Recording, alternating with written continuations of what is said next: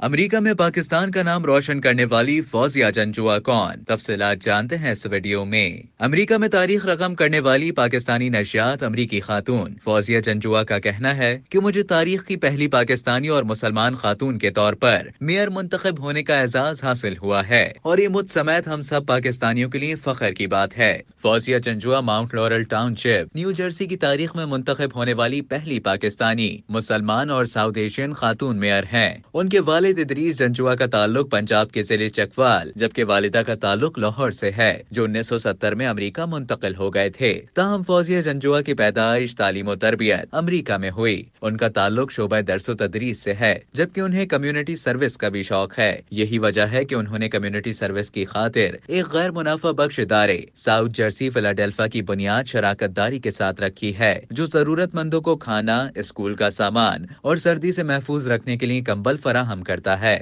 ان کا کہنا ہے کہ ان کا مذکورہ ادارہ غریب بچوں اور قیدیوں کو تعلیم بھی فراہم کرتا ہے، جو لوگوں کی مدد کر کے ان کی زندگیاں آسان بنانے کے لیے کوشاں ہیں۔ فوزیہ جنجوعہ گزشتہ 36 برسوں میں پہلی ڈیموکریٹس ہیں جو ٹاؤن کی میئر منتخب ہوئیں۔ اس سے قبل یہ عہدہ ریپبلکن کے نمائندوں کے پاس رہا ہے۔ واضح رہے کہ اس سے قبل فوزیہ جنجوعہ نے ڈپٹی میئر کا عہدہ سنبھالنے کے بعد مسلمانوں کے مثبت امیج کو سامنے لانے کے حوالے سے بھی کام کیا ہے۔